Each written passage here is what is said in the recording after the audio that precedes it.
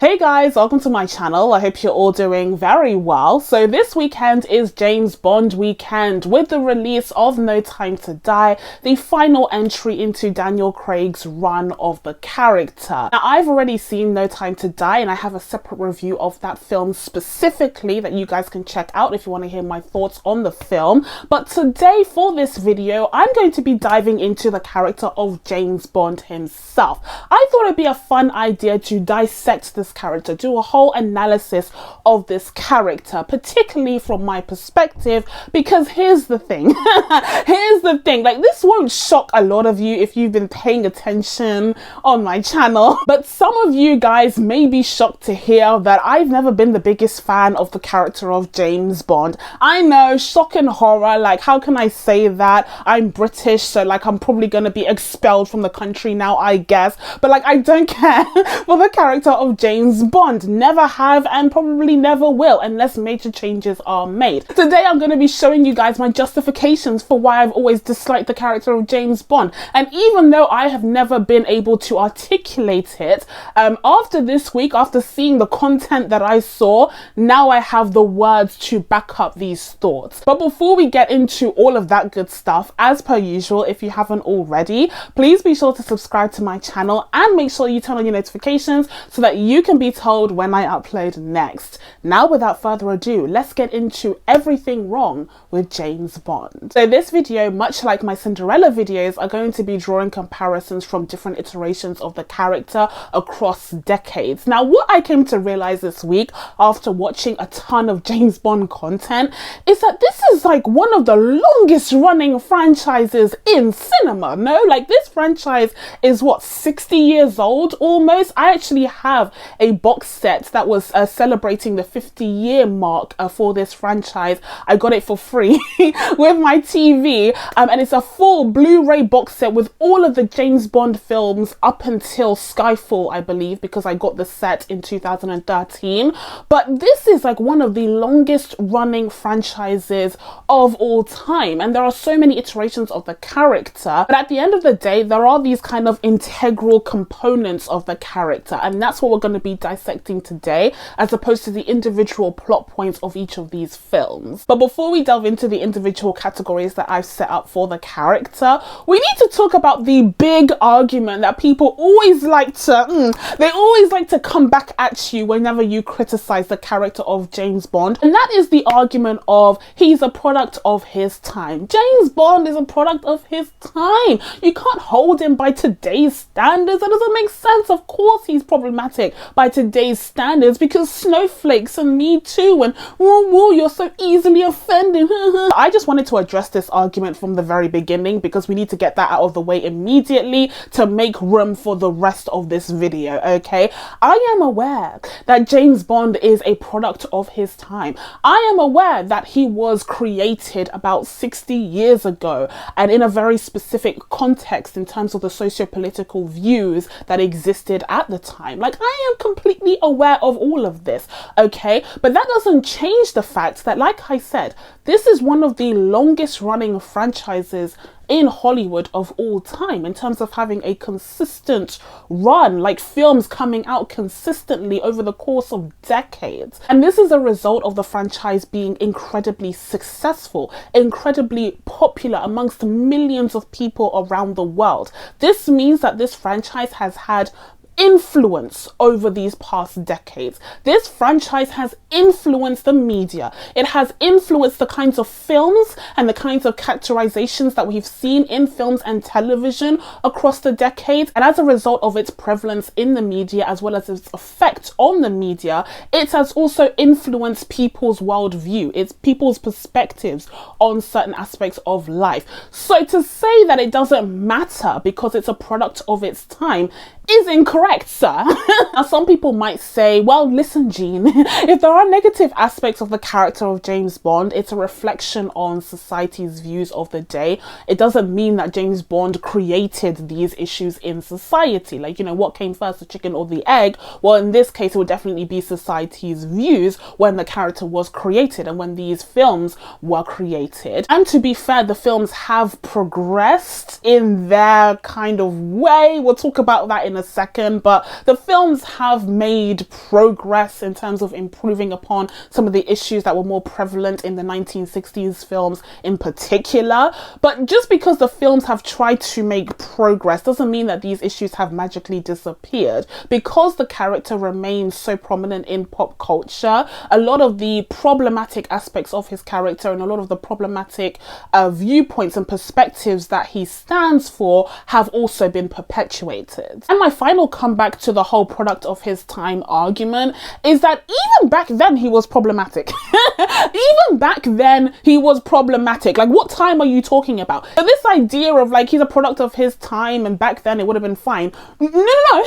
Okay, so now that we've gotten that out of the way, if you have any further questions, leave them down below in the comment section, okay? But now that we've gotten that out of the way, let's get into the juicy part. Let's get into the main course of this discussion. And these are the categories that I've come up with to dissect the character of James Bond and the problematic elements that he has. First of all, let's talk about the toxic masculinity. You didn't think that I would be making this video without using the buzzwords of toxic masculinity, did you? Did you? Of course, we are going to be talking about the fact that James Bond embodies toxic masculinity. He is the epitome of toxic masculinity. Let's discuss. So first of all, James Bond is often considered as the epitome of the English gentleman. James Bond is this romanticized vision of the perfect English gentleman type. He's intelligent, he's well-dressed, suave, handsome. He has all the ladies falling all over him and all the men want to be him. He has the perfect kind of English traditional accent and he's of a high breed, you know, just vaguely aristocratic. The still image of Bond that kind of encapsulates all of these characteristics is such an iconic part of pop culture at this point. Even as I say it, you're imagining James Bond wearing this three-piece suit, looking suave, you know, it's very well tailored, his hair is perfectly done, not a single strand out of place, and he's holding a whiskey in his hand, or, you know, some sort of alcoholic beverage, shaken, not stirred. Like, you already know that imagery. It's ingrained in our brains because it's been so prevalent in pop culture. But the fact of the matter is that these James Bond films aren't just images. They are also backed up by actions. And it's in these actions that we see the toxic masculinity come about. So first of all, an aspect of toxic masculinity that makes it so toxic to begin with is the performative elements to it. There's a lot of performance involved, almost as if you're acting in front of an audience, as is the case for James Bond himself. Because you'll notice in a lot of these James Bond films that what allows him to be depicted as this epitome of the English gentleman, this kind of patriarchal ideal for manhood, is oftentimes how everyone else falls short when compared to him. I kind of came up with this metaphor to properly describe what I think of when it comes to the character of James Bond. But essentially, if you can imagine this guy who thinks he's like an incredible bowler, like he thinks he's the best bowler in the world, like he be hitting strikes all day, every day, okay? And he just thinks he's the best. And then one day he invites a bunch of his friends and they're all like terrible at bowling in comparison to him. And he's just laughing at them like, haha, you're so incompetent, I'm the best. And then at the very end of their little bowling session, everyone's gone out to get some drinks and, you know, they're buying because he won. But there's this one person who goes to the very end of the bowling alley. Is that what it's called? It's been ages since I've been bowling. Okay, I don't know. But they go to the very end of the bowling lane. That's it. That's what it's called. And they take a look at the pins and they look underneath the pins and they see that there's a bunch of wheels on them, because it turns out that they're remote controlled. Because it turns out that James Bond has someone on the inside remote controlling a bunch of those pins so that they fall when he hits them, but when everyone else does, they kind of duck to make everyone else look bad. That's what the character of James Bond reminds me of. First of all, we can talk about the villains in a lot of these James Bond films. They tend to be incompetent. They tend to be caricatures. They're not really villains that you could take seriously. And that's kind of part of the charm of a lot of the James Bond films, especially the early ones, is that these villains' plans are convoluted, they're confusing, confusing, they're nonsensical. It's not supposed to really be gritty and realistic, at least not in the earlier films. As I said, the Daniel Craig films kind of changed that direction a little bit due to influences of other franchises like Jason Bourne and Mission Impossible. But in the early films, like, the villains are just caricatures, and there's a reason why they've been parodied so many times, to the point where some of the parodies like Austin Powers became franchises in their own right because of how popular these archetypes became. But aside from giving a lot of these James Bond films the kind of tongue-in-cheek feeling that they've always had, they also serve to emphasize the excellence of the character by contrasting him against the incompetence of everyone else. Again, that's all part of the performance, and it means that the character of James Bond isn't really heralded on the basis of his own merits, but rather because everyone else looks so bad in contrast to him. I mean, if you see some of the footage from his previous missions, it's like shocking. It's like, I was watching these old films and I was like, wow, like, they really just stormtroopered a ton of these henchmen to make him look good. It's really quite shocking how bad some of these henchmen, some of these villains are. And also, having these bumbling fools as the villains and henchmen serves another purpose, because one of the characterizations of the epitome of manhood in this definition is this kind of lack of emotion and lack of remorse that James Bond feels when he's killing a ton of people. He's straight up mowing down a ton of people. James Bond is a ruthless killer. Like, he has a license to kill and he uses it. He uses it happily, and he uses the excuse of doing it for Queen and country, but there's no conviction there, okay? The character of James Bond isn't centered on his patriotism by any stretch of the imagination, so he just really enjoys killing. And in the case of Daniel Craig's iteration of the character, we're even introduced to him when he's shoving down someone's face in a sink. Like, he lives for this stuff. The character of James Bond is just so lacking in remorse. Oh my god, he reminds me of Peacemaker. He reminds me of Peacemaker from the new Suicide Squad. If you watch the new Suicide Squad, tell me that James Bond and Peacemaker aren't cut from the same cloth. And oftentimes these films also reward Bond for his high kill count. They make it seem as though his way is the only way, it's the best way. Even when he's taking orders from characters who are supposed to have authority over him, like M, he tends to disagree with M's orders. He tends to, you know, do things his own way and go rogue. And at the end of the day, he wins because, of course, he's the main protagonist, and it's kind of perpetuating this view that, you know, his way is always the best way. His literal care and lack of consideration for human life is the best way to get the job done. I would argue that this in itself is flawed because, side note, this is just a side tangent over here, but James Bond is a bad spy. James Bond is a bad spy. He's a terrible spy. Let's discuss just for a second here, okay? First of all, the name thing. The name thing. For the longest time, I thought James Bond was a code name. Keep in mind that I didn't really watch the Bond films. This was just me absorbing the character through the ether, okay? Through osmosis. But I thought James Bond was a code name because it's a ridiculous name, and like, who would be called James Bond in reality, right? And of course you have the fact that he shares this name with everyone. He tells everyone his name. It's a main part of the character. It's one of his main traits, is that he literally tells everyone his name. And it's been parodied many times. So I thought naturally that couldn't be his actual name, because if he's a spy for MI6, surely the last thing that he would want to do was let everyone know that that's the case. Like, surely if he was an actual good spy, he would want to remain inconspicuous. But no, that's his actual name. That's confirmed in Skyfall when we see Daniel Craig's iteration of the character go to his ancestral home, and there's a graveyard there that has tombstones with the Bond family name written on it. So like, that's his actual, so he's been telling people his government name. And secondly, he's the least inconspicuous character ever. Like, he's literally the opposite of what a good spy should be. He never blends in. The thing about James Bond is, what I learned after watching a bunch of them, is that originally the suit thing, for example, the suit thing was supposed to be a way for James Bond to blend in amongst other people who wear suits. Like, he was supposed to be a businessman or an accountant or a banker in some of these missions, and so it made sense for him to wear these suits. But now it's just become such an iconic part of the character that he's always wearing these flashy clothes, even when his missions really don't warrant it. And as a result, he's like, again, the least inconspicuous spy to have ever existed. And unfortunately, again, after watching a bunch of these films, I feel like a side effect of this is that you never really feel like James Bond is in actual danger.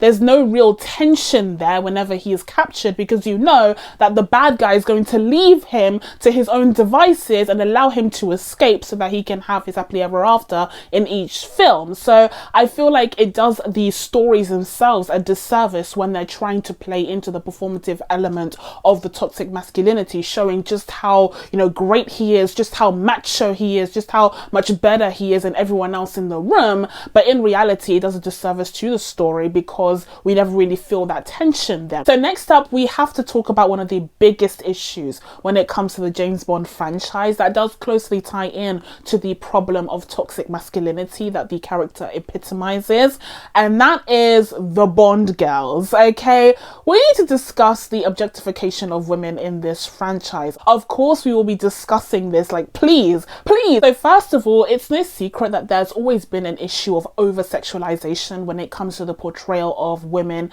in the James Bond franchise through these Bond girls in particular. The name Bond girls itself is problematic as hell because these women have been portrayed by actresses from the age of 26 to I think in their 40s. So none of them have been girls. None of them have been underage. They've all been women. So why are we using the word girls to describe them? Perhaps it's because of this franchise's constant infantilization of women in general. This idea that the perfect woman, the most desirable, attractive woman per the male gaze has to be as young as possible, like barely legal if you can, okay? And as a result, we get this perpetuation of the infantilization of women. And the way that these women are treated as well reflects that, not just the name Bond girls itself, although that's a starting point for this discussion. And that's not the only issue when it comes to the naming of the Bond girls, because you also have the individual names themselves, and like some of them I can't even say here in this video in fear of getting demonetized. Like, it's ridiculous.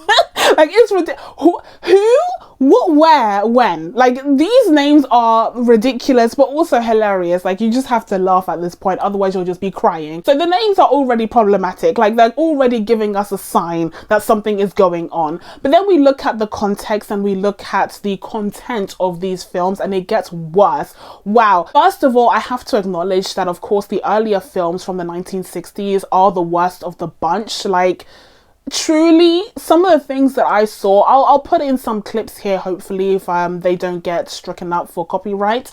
But from what I saw, like, what is going on? What is happening? How was this allowed?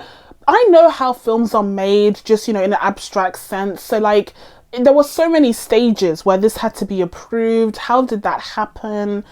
Who allowed this? Like, just so many questions, basically. And over the last few decades, we have seen, I guess, what could be called an improvement on the way that women are represented in these James Bond films. But that's not to say that a lot of the problematic tropes that we've seen in the female representation from James Bond films from the very get-go have all of a sudden disappeared. Even up until the point of No Time to Die, I recognize some of these tropes. So first of all, a lot of the women in the James Bond films can kind of be fit into three major categories. Firstly, we have the villain, the kind of villainous woman who's out and out a villain, kind of sidekick that James Bond adopts along the way during his missions. And then one of the most prevalent categories in these films would be the femme fatale. Now, this is the one that I'm going to be focusing on a little bit more in this section, because the femme fatale is an interesting archetype of a character that we have seen for a very long time now. It kind of became popularized in the 1940s,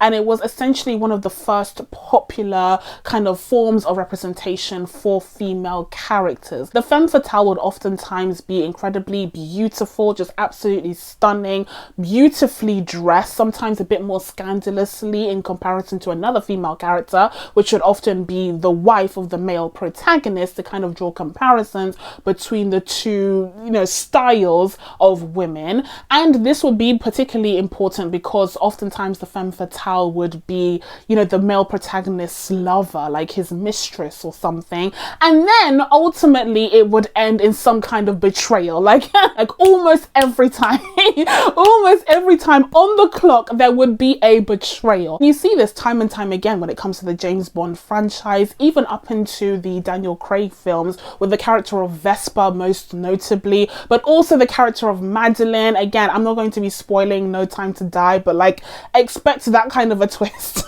Expect that kind of a twist yet again, okay? And the thing is, I don't think there's anything wrong with the archetype of the femme fatale in itself. I feel like it is a valid form of female representation. It is an interesting kind of character that we've seen many, many times. And if someone is up for reinventing it, then why not? The problem with the role of the femme fatale and the role of these female characters in these James Bond films is the fact that it oftentimes perpetuates this idea that these women are untrustworthy, that they're just there to seduce Bond, to get him to, fall for them, although he never really expresses a lot of affection because, again, it goes back to that lack of emotion, that kind of toxic masculinity that prevents him from being head over heels over anyone. But the women oftentimes seduce him, get him to get interested in them before ultimately betraying him, showing that you can't trust any woman. This is particularly a message that's in Casino Royale, where, James Bond lets his guard down for Vesper. Like, he doesn't trust anyone. When we meet him, he already has a ton of issues, but for Vesper, he finally opens up his heart just a little bit, and then she ends up betraying him. Like, just the one time that he thought he could fall in love with someone and have that happily ever after, it was snatched away from him. Now, to me, having this be the vast majority of female representation that you have in your franchise that stretches over 6 decades is quite problematic. Like, to me, this is smelling like a recipe for incel behavior. And again, it comes from the fact that this is one of the only kinds of representation that women have in these films. Then, of course, we have to talk about the other kind of female representation that we get in the James Bond films, and that is with the women who seemingly have no brain at all. Because at least the femme fatales are smart, like they're portrayed as clever female characters, but there are a lot of women in James Bond films that are literally just there for their bodies. They're literally just there to be sexual objects. Like, they are not meant to have a consciousness. They're not meant to have thoughts, feelings, emotions. They're not meant to be three-dimensional characters in the slightest. They are there for arm candy. They are there for eye candy. And in particular, tying back to what I said about the performative elements of toxic masculinity, it's all about that image of Bond holding on to at least 2 women per film. Getting them to sleep with him, showing just how prolific he is in the bedroom. That is a part of that masculinity, that epitome of manhood that he is supposed to exude. And another thing about the toxic masculinity performance is that he always has to be on. Like, these women always have to be swooning over him, because if there are a bunch of women who don't find him attractive, okay, who are just looking at him like, who's this old man? Because really, some of these age gaps are ridiculous. I know Hollywood, okay, Hollywood loves to Hollywood, but some of these age gaps are like, they made me feel ill. They made me feel queasy. But if there's just a bunch of women who are looking at him like, you're not an age appropriate sexual partner, then the illusion is broken. The fragile illusion of the epitome of masculinity is broken the second that one of these elements don't fall in place. They kind of play with ideas of that in No Time to Die very lightly and very subtly, but I was quite impressed because it was one of the first instances where we've seen that kind of pushback. And that goes into another thing when it comes to the James Bond films, and that is lamp shading. Now, I may make a whole video on lamp shading on its own because it's a very interesting concept, but it's this idea that, studios and filmmakers realize that there have been issues in the past with some of the, entries into a franchise or a set of films, like, for example, Disney with their Disney princesses.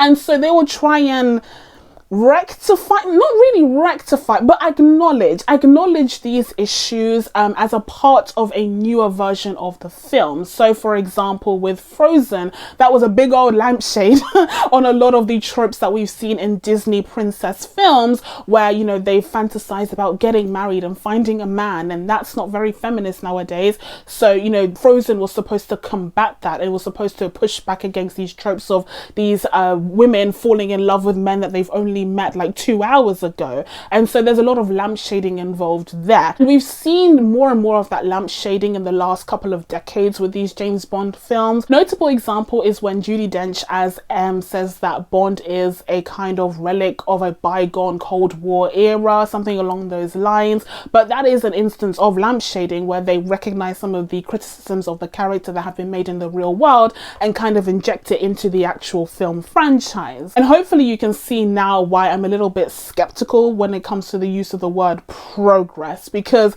is that really progress? Is that really fixing anything? I feel like what's more proactive when it comes to rectifying the issue of, for example, female representation in these Bond films is having better female representation. It's not enough to just have Judi Dench's M nagging Bond about the fact that he treats women poorly. Why don't we just have women not be treated that way on screen?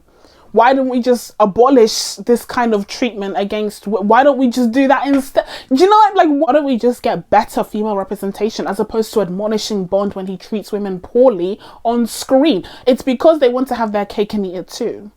It's because they want to have their cake, aka the Bond girls, who are an integral part of the franchise, and they want to eat it too in terms of acknowledging the issues, the problematic elements of the franchise from the past. And make no mistake, these Bond girls have been an integral part of the James Bond franchise from its very genesis. So they want to tread very lightly when it comes to changing the formula that has worked for all of these decades, but at the same time trying to keep up with the changing times, trying to keep up with, you know, people's viewpoints on how female representation should be handled. And that's why, for example, in the Pierce Brosnan films, we saw the emergence of a female M who's portrayed by Judi Dench, and she was actually carried over to the Daniel Craig films as well, even though it's supposed to be a reboot. But because she's just so perfect for the role, they were like, yeah, we're gonna keep we're gonna keep her.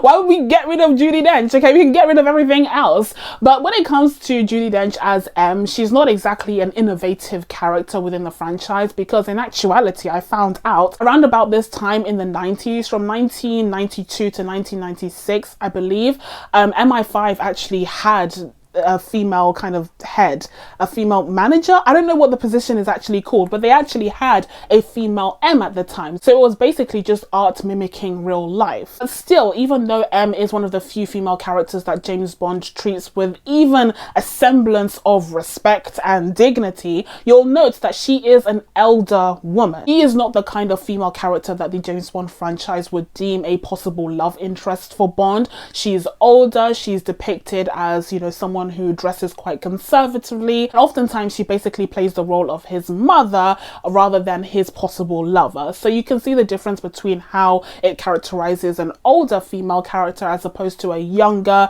stunning, you know, beautiful, scantily dressed female character that automatically has to be a possible love interest for Bond. Okay, so that's all the time that we have for the female objectification portion of this video, but there are dissertations that could be written on this topic. Like, I've barely scratched the surface. So if you guys have any more thoughts on any of this, but in particular the female objectification angle of this franchise, you can go ahead and let me know down in the comments below. But next up, let's talk about a topic that is scarcely discussed when it comes to the criticisms of James Bond, and that is the implied imperialism. Now, James Bond is an MI6 spy who justifies his ruthlessness, like his killing with reckless abandon, by the fact that he believes in what he's doing for Queen and country. Again, he lacks conviction. Like, I don't think that that's the central motive that he has. He's never really been depicted as a particularly patriotic character, but rather a very selfish character who likes to do whatever he wants. As a result of the fact that he is acting on behalf of MI6 and his missions are centered on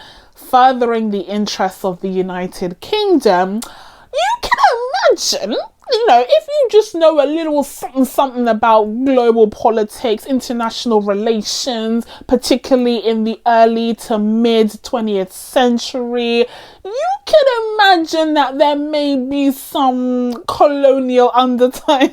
There are definite kind of links to real world events and real world political discourse in a lot of these films. And in a lot of ways, it's kind of like an interesting study in, you know, what the socio-political climate was like of the time when you look back at some of these films from previous decades. But having said that, again, when you watch a bunch of footage from this franchise across these decades, you start to see some patterns, you start to see some similarities in the ways that certain groups are treated in this franchise in comparison to others. I'm going to split this up into two, and first of all, we have the depictions of the developing nations. Now, these nations are oftentimes, you know, previous colonies of the United Kingdom or of any other imperial power, and the people of these countries tend to be depicted as quite subservient. They tend to bow down to whatever James Bond wants them to do.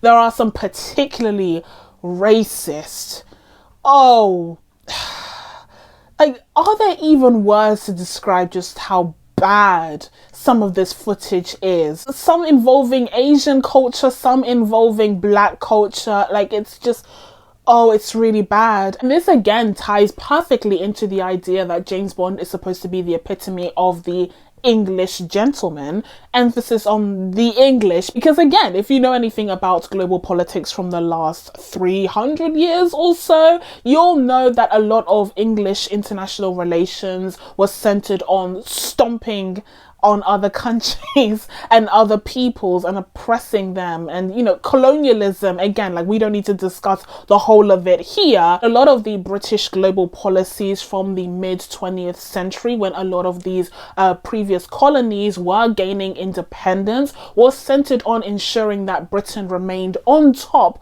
when it came to the global stage, especially considering that this was also amidst the Cold War, where Russia and America were fighting over power over a lot of these previous colonies. Again, if you're watching a lot of this footage back to back to back, and you're seeing the way that James Bond treats these people from different countries and different cultures, you can see how that would perpetuate a very racist perspective on the world. And also, the racism doesn't just stop with the way that James Bond treats the individual characters from these countries, but also the way that the countries are treated overall. They're not seen as sovereign states in their own right. They're treated instead as exotic holiday destinations for Bond to visit and have a fun time with, sleep with the locals, and then head off to do his actual job. And this continues for as late as No Time to Die itself, which also has a very similar scene to the likes that we've seen throughout these James Bond films, where he goes to this tropical paradise, he meets women that he'd like to sleep with and have a one-night stand with,